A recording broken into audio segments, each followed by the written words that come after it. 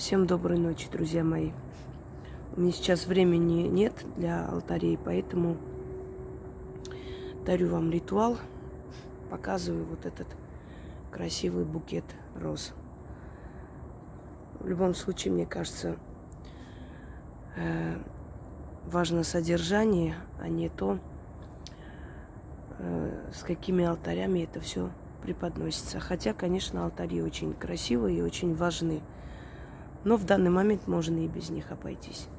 Поскольку я должна вам подарить 2 сильных заговора для заживления раны и кости. Наверняка каждый из нас в детстве падал и не раз. И ходили мы все в шрамах, в синяках, в ссадинах. Это все быстро заживлялось. Но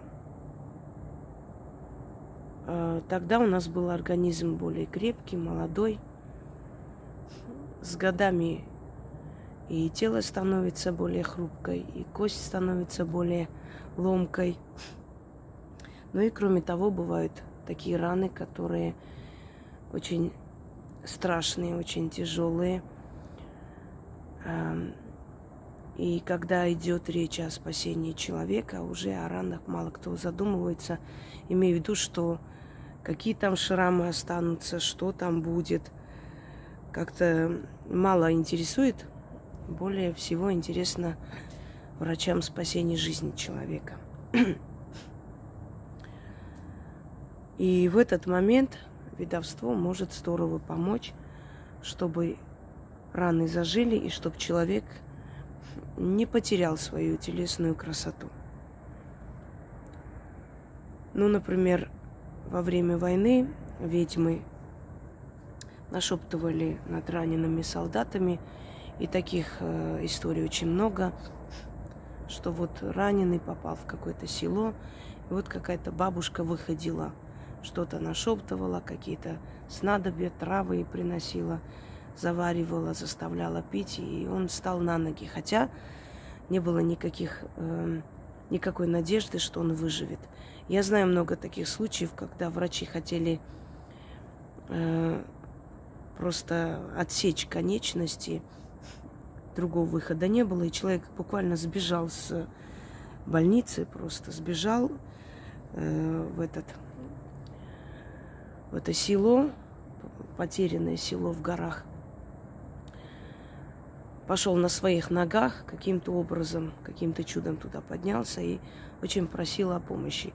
И вот эта женщина, уже старенькая, сейчас ее уже нет давно, она заговаривала его рану, его кости, и у него спаслись конечности, ноги.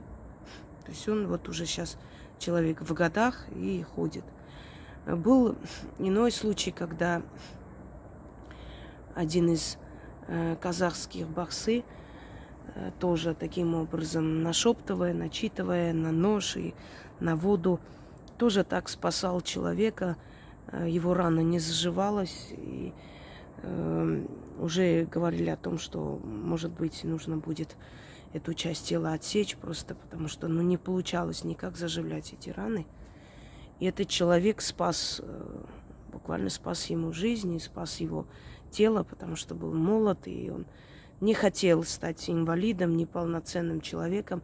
И потом он этому целителю, этому человеку подарил машину в знак благодарности. Еще в то время, когда машина была просто невероятно большим подарком, считалась. Не только дорогим, но еще и не каждый мог себе позволить. Автозаводы выпускали не так много, и люди просто в очереди стояли годами, и потом даже детали покупать это было нечто. То есть люди были благодарные. Из своей практики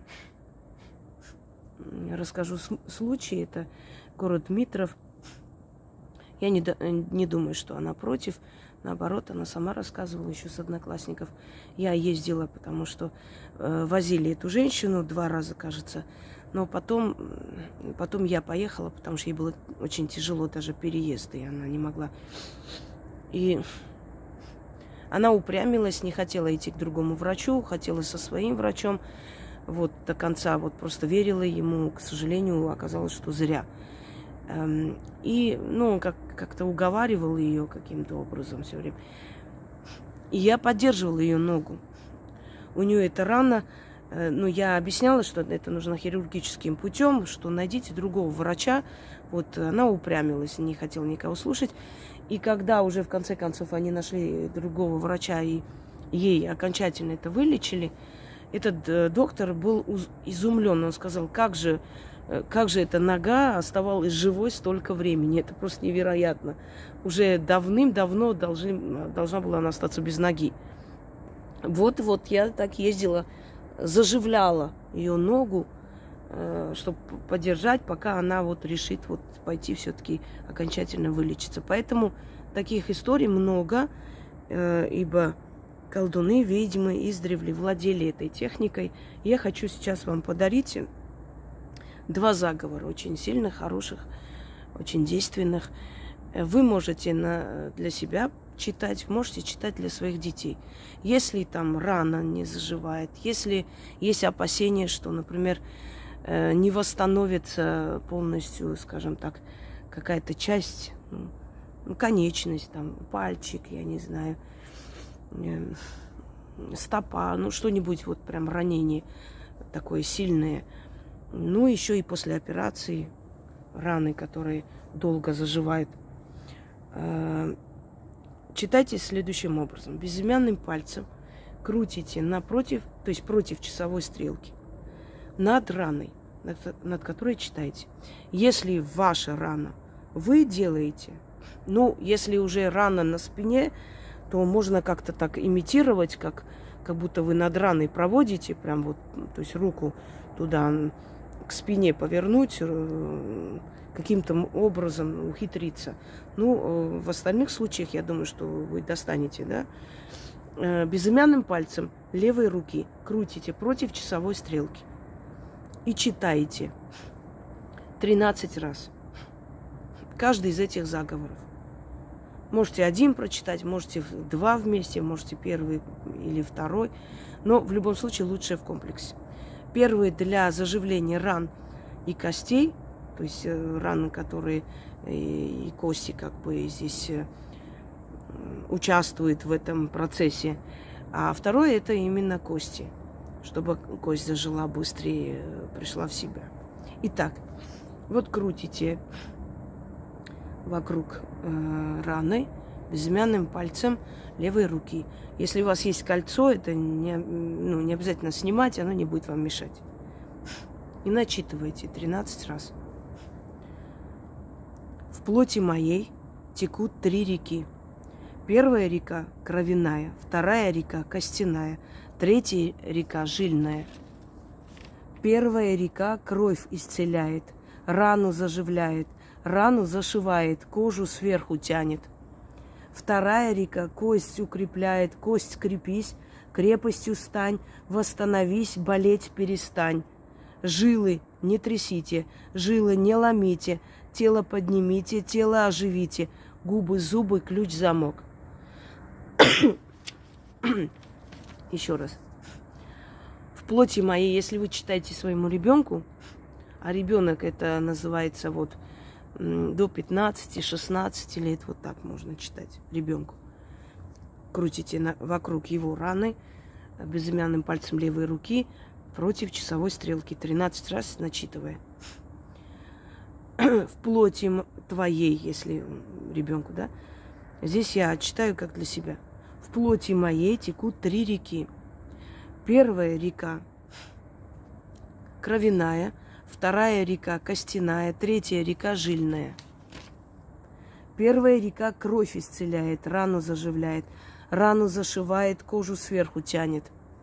Вторая река кость укрепляет, кость скрепись, крепостью стань, восстановись, болеть перестань.